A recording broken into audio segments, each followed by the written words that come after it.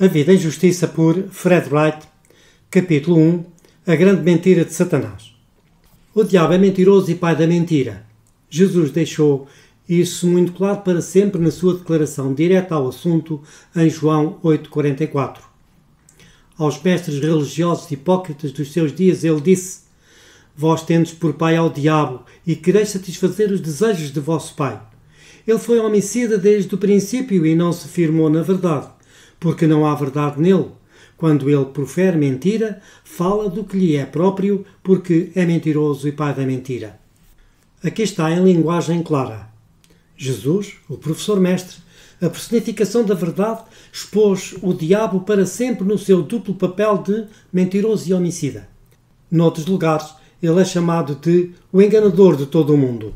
E foi precipitado o grande dragão, a antiga serpente, chamado o diabo e Satanás, que engana todo o mundo. Ele foi precipitado na terra e os seus anjos foram lançados com ele. Apocalipse 12:9. Vamos dar uma consideração cuidadosa e séria a Satanás à luz desta declaração de Jesus, as implicações da qual são muito importantes para nós.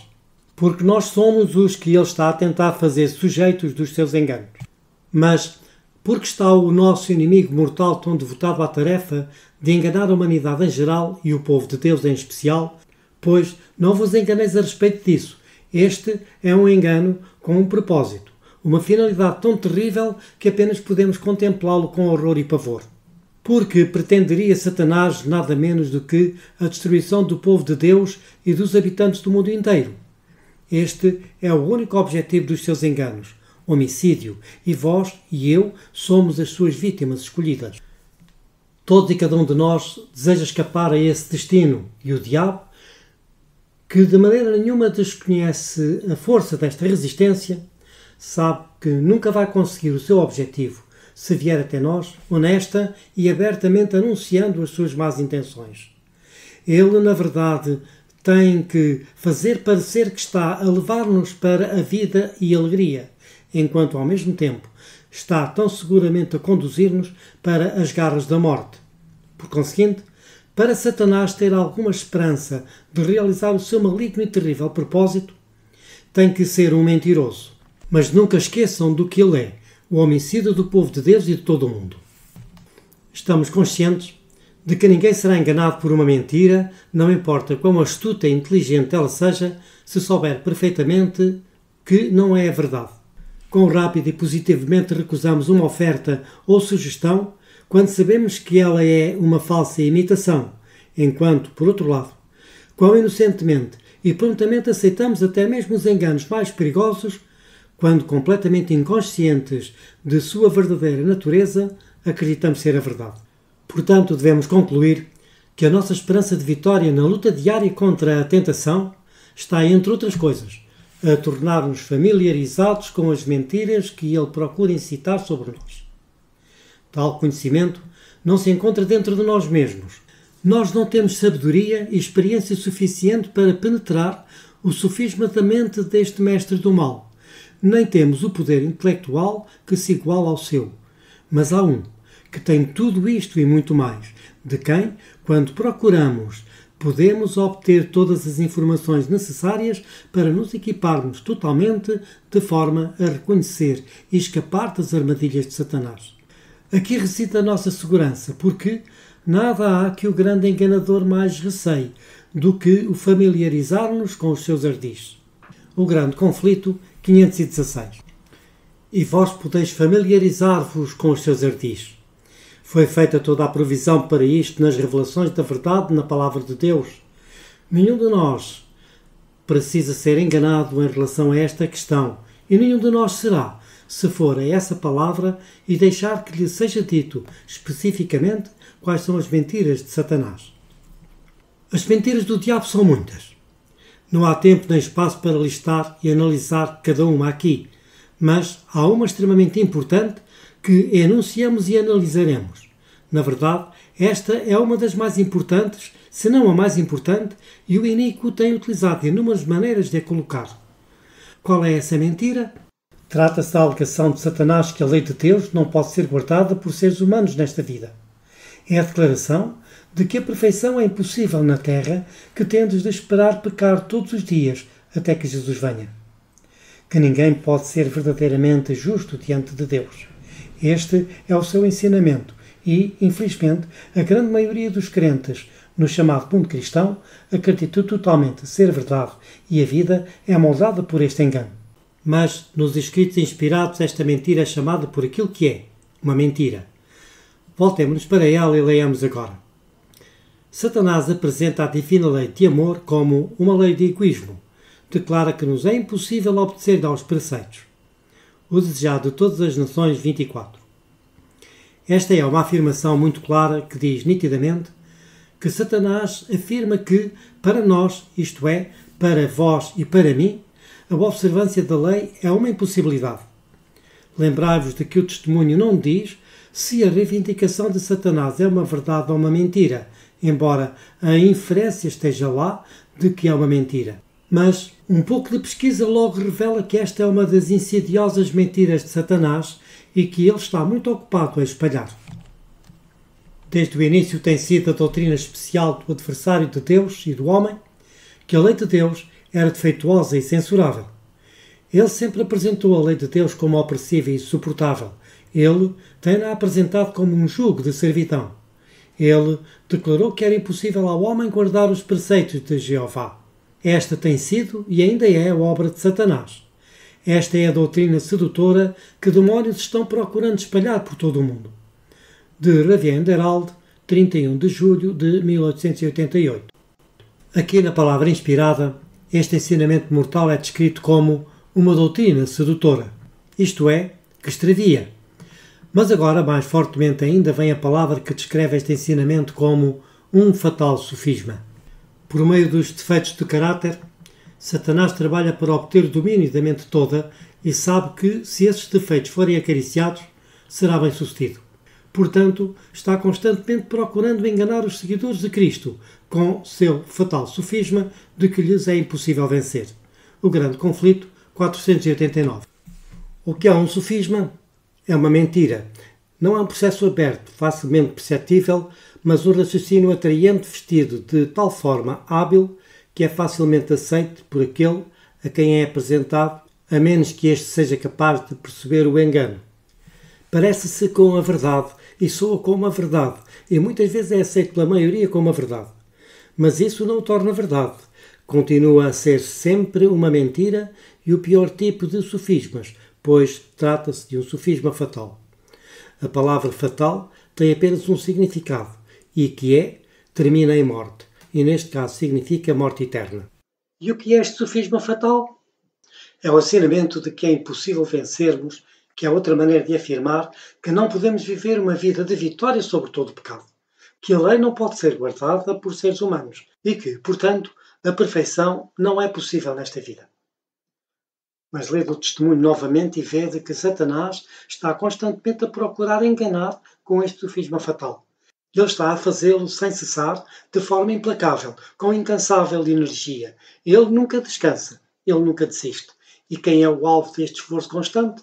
O testemunho informa-nos que são os seguidores de Cristo. Caros companheiros cristãos, estáis cientes de que vós e eu somos o alvo de quem o diabo está sempre procurando enganar com essa mentira fatal. Mas sabei que a partir de agora e para sempre, que qualquer sugestão de que a lei não pode ser observada é do próprio diabo e deve ser rejeitada de uma vez como um sofisma fatal e uma doutrina sedutora.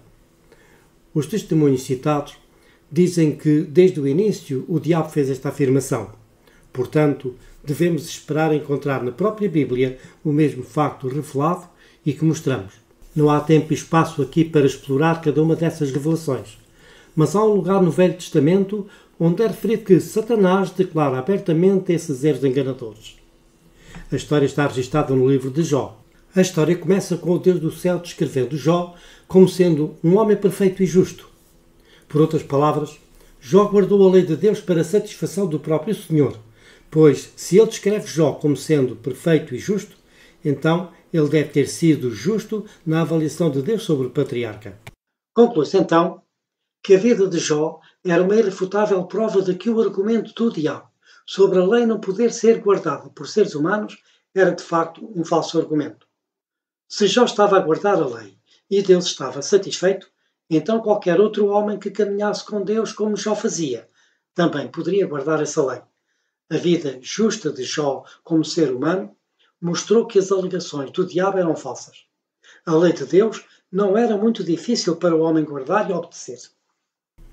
Conhecendo muito bem a posição do diabo, os argumentos que ele usava para manter a sua posição e o dano que estava a fazer a si mesmo e ao reino de Deus, o Senhor fez-lhe um apelo em termos de amor para parar de tentar provar o que não podia ser provado. Para nós, que estamos habituados a ver as coisas à luz dos confrontos humanos, parece que Deus estava a desafiar Satanás para sair lutar. Mas isso não pode ser, pois não está no caráter de Deus lutar pelos seus direitos.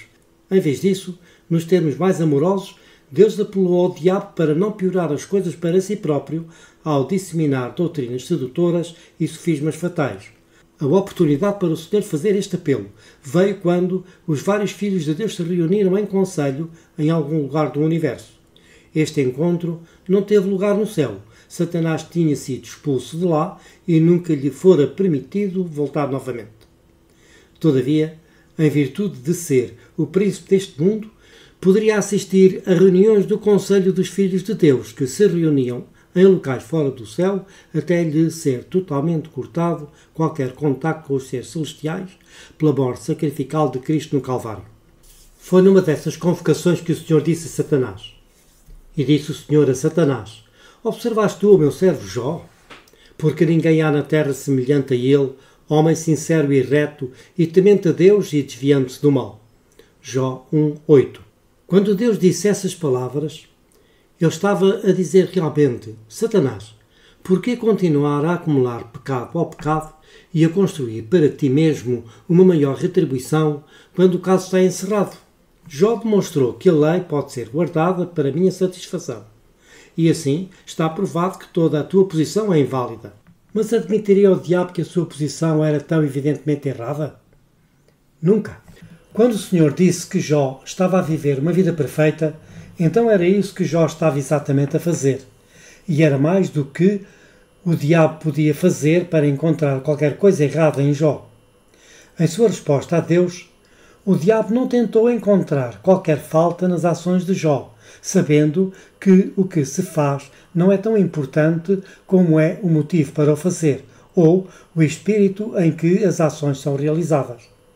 Em vez disso, admitiu que a afirmação do Senhor era verdadeira e justa, dentro de certos limites. Incapaz de apontar uma única violação aos mandamentos de Deus, ele respondeu por seu lado, impugnando os motivos do servo do Senhor e até mesmo do próprio Senhor. Ele acusou Jó de egoísmo e interesse próprio, e ao Senhor acusou ele de deslealdade.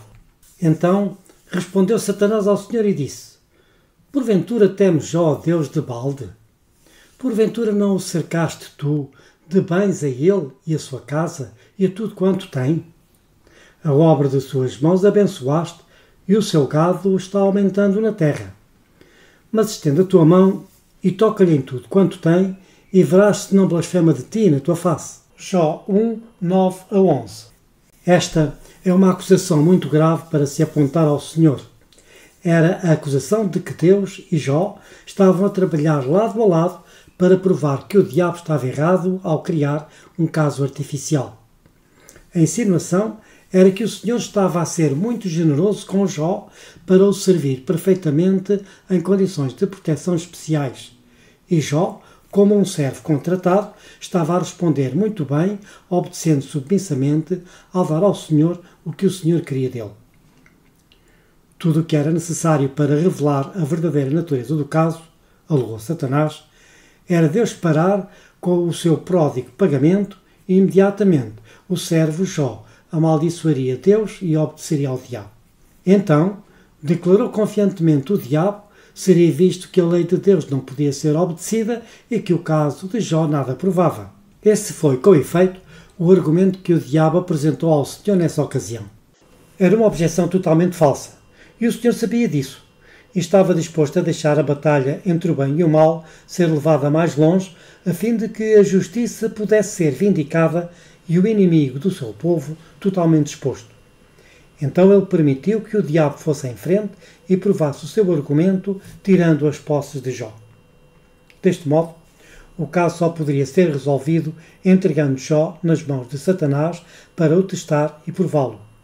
Com diabólica diligência e determinação, o diabo passou ao trabalho para quebrar Jó a qualquer custo.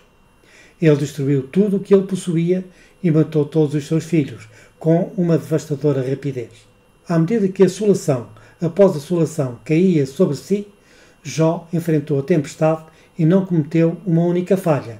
Com calma e pacientemente ele disse: "No saí do ventre de minha mãe e no tornarei para lá. O Senhor o deu e o Senhor o tomou. Bendito seja o nome do Senhor." Jó 1:21. A seguir, Deus permitiu que o diabo tirasse a saúde de Jó, até que, em total miséria, ele se sentou sobre um monte de cinzas para absorver a supuração e desejou nunca ter nascido, mas a sua lealdade a Deus permaneceu firme. Agora o diabo, tendo-o reduzido a esta desesperada situação, trouxe consigo 3 dos notáveis teólogos da época para aconselhar o homem de Deus nesta hora de sofrimento. E digo sem receio de contradição que, embora estes homens fossem teólogos e declaradamente ministros do Evangelho, foi o diabo que os trouxe a Jó, e foi o diabo que os usou numa tentativa de enganar Jó com o seu fatal sofisma de que era impossível ele se afastar de todo o pecado e não pecar. Lede todo o livro de Jó e verificareis em todo o livro que aqueles homens constantemente argumentaram que é impossível qualquer pessoa ser justa. Com fortes e solenes palavras eles pressionaram Jó com a desanimadora ideia de que alguém tão ímpio como eles declararam que ele era, certamente devia ter sido um grande transgressor, pois o Senhor nunca dá castigo imerecido a ninguém. Portanto, muito sofrimento grave indicava pecado muito grave, ao passo que aflições mais brandas correspondiam a transgressões menos graves. Porém, como é que sabemos tão positivamente que aqueles homens estavam a pronunciar os argumentos do diabo e não as vivas verdades do céu ao fiel Filho de Deus? Nós sabemos porque foi dito diretamente por Deus quando chegou a hora para declarar a sua posição no conflito. Sucedeu, pois, que, acabando o Senhor de dizer a Jó aquelas palavras, o Senhor disse a Elifaz, o temanita: "A minha ira se acendeu contra ti e contra os teus 2 amigos, porque não disseste de mim o que era reto como o meu servo Jó." Jó 42:7. Aqui é o próprio Deus a falar. Portanto, o que ele diz é verdade incontestável. Nessa expressão da verdade, Deus acusa Elifaz, o temanita, de não falar o que é reto a respeito dele, sobre o seu caráter, princípios e reino. A partir disto devemos concluir que, se Elifaz não falou o que era reto, então falou uma mentira. E se falou o que era uma mentira, então com certeza não falou por Deus, mas pelo diabo, que é o pai de todas as mentiras. Portanto, foi o diabo e não o Senhor que enviou Elifaz e os seus companheiros a aconselhar Jó. Eles eram os seus porta-vozes e, como tal, expressaram os pensamentos dele e as suas ideias. Tendo identificado a fonte das informações de Elifaz como sendo de Satanás, o pai de todas as mentiras, estamos melhor preparados para compreender o significado da teologia de Elifaz e a resposta de Deus para ela. O que dá mais peso e valor às provas diante de nós é o facto que Elifaz alegou ter recebido a sua luz por inspiração, o que, sem dúvida, sucedeu, mas o único problema é que ele estava ligado à fonte de inspiração errada. Logo, à chegada, ele não perdeu tempo em fazer a sua pretensão de ser inspirado como registado nos seguintes versículos do capítulo 4, em que, nos versículos 12 a 14, ele descreve que lhe sobreveio uma visão de noite e no versículo 15 diz: "Então, um espírito passou por diante de mim e fez-me arrepiar os cabelos da minha carne. Parou ele, mas não conhecia a sua feição. Um vulto estava diante dos meus olhos e, calando-me, ouvi uma voz que dizia." Jó 4, 15 e 16. Assim, Elifaz descreve a inspiração onde alegou ser de Deus, mas que o Senhor negou ser proveniente dele, quando acusou Elifaz dizendo que era mentira.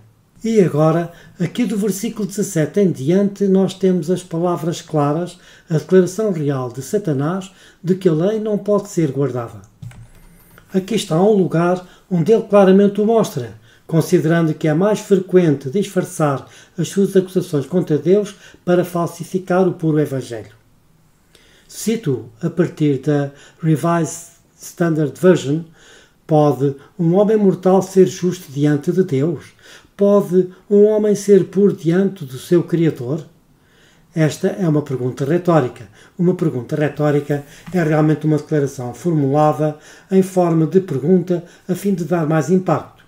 O que ele faz está realmente a dizer, como ele mesmo deixa claro no versículo seguinte, é: certamente não vais mesmo fazer uma sugestão de que poderias acreditar que é possível um homem mortal ser justo diante de Deus? Este é o seu significado e compreensão, como é evidente a partir das suas palavras que se seguem. Ele continua a dizer: eis que nos seus servos não confia e nos seus anjos encontra loucura, quanto mais naqueles que habitam em casas de lodo. Jó 4, 18 e 19. A alusão aos anjos acusados de erro foi uma tentativa da parte de Satanás para justificar a sua traição à bem-aventurada justiça de Deus. Antes de Satanás pecar, ele tinha servido a Deus com alegria e perfeição por um tempo muito longo, possivelmente milhões de anos. O seu comportamento durante esse período revelou que as leis de Deus podiam ser perfeitamente obedecidas não como uma pesada obrigação, mas como uma bênção, felicidade, benefício, boa saúde e vida eterna de cada filho do Altíssimo obediente. Mas veio finalmente o momento quando Lúcifer chegou ao ponto em que não via mais luz na lealdade a Cristo e na sua justiça perfeita, e decidiu caminhar nos caminhos da sua própria escolha. Com isso, ele estava realmente a argumentar que, sob determinadas condições limitadas, a perfeita fidelidade a Deus era possível.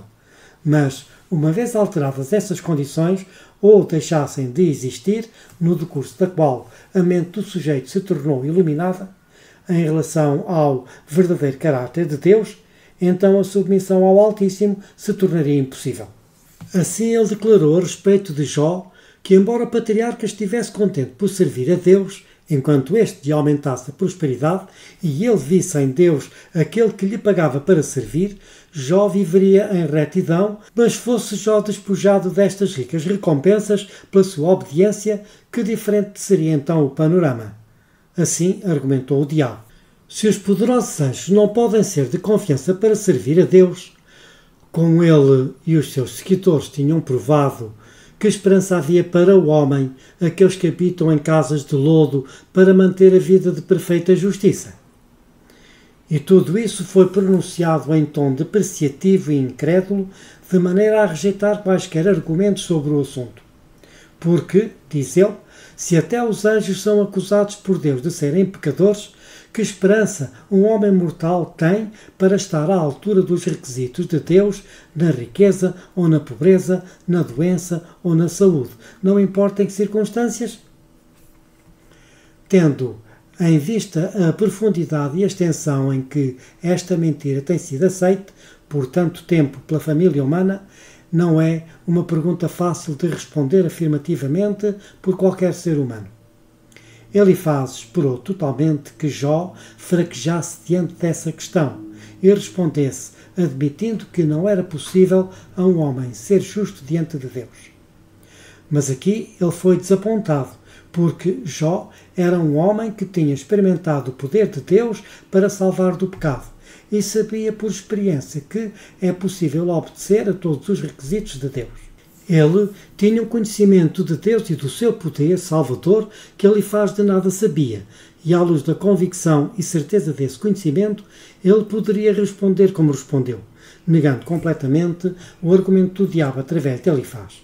Foi assim que ele respondeu positivamente: longe de mim que eu vos justifique, até que eu expire, nunca apartarei de mim a minha sinceridade.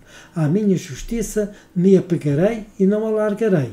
Não me remorderá o meu coração em toda a minha vida. Jó 27, 5 e 6. Isto resume a persistente posição que Jó tomou contra os seus perseguidores durante toda a sua longa batalha com eles. Só um homem com uma experiência viva em retidão, como a que Jó tinha, poderia responder como Jó fez. Pode um homem mortal ser justo diante de Deus? Qual seria a resposta que daríeis se vos fosse perguntado? Hesitarias, inseguros, vacilantes, incertos? Pode um homem ser justo diante de Deus? Pode um homem ser puro diante do seu Criador? Ele certamente pode. Ele mais positivamente, definitivamente e decididamente, certamente pode. Se não é possível um homem ser isso, então onde é que está o poder de Cristo no Evangelho?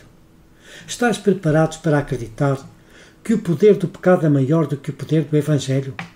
Gostarias de ensinar que Satanás é mais forte do que Cristo?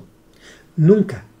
O Evangelho é o poder vivo de Deus para salvar do pecado, e Ele faz isto realmente sempre que um coração crente deixe seu poder trabalhar na vida. Assim, aberta e claramente, a mentira do diabo é exposta por aquilo que ela é. Temos de saber que esta é a mentira dele, de modo que não importa de que fonte ela nos possa ser apresentada, saberemos que temos de instantaneamente, positivamente e decididamente rejeitá-la por aquilo que ela é, uma doutrina sedutora e um sofisma fatal. Vamos ouvi-la argumentar com autoridade e veemência dos púlpitos. Vamos lê-la em publicações religiosas. A quase total maioria dos habitantes deste mundo vai subscrevê-la em qualquer tipo de questão sobre a matéria. Estaremos completamente sozinhos. Se rejeitarmos esta mentira de Satanás, os nossos mais queridos parentes e amigos mais próximos exortar-nos-ão e o mais próximo de todos, o nosso coração, vai mesmo sugerir isso muitas vezes. Mas todas essas vozes são do diabo, o pai da mentira. Temos de aprender a ser rápidos a reconhecer a sua voz nessas afirmações. Não importa por quem possam ser ditas nesta terra. A nossa segurança para esta vida e para a vida futura depende disso. Nunca esqueçam, nem percam de vista o facto de que na palavra de Deus essa mentira é exposta por aquilo que ela é. E, portanto, não há qualquer desculpa por alguma falha da nossa parte para escapar do engano e das suas consequências. Fim do capítulo 1.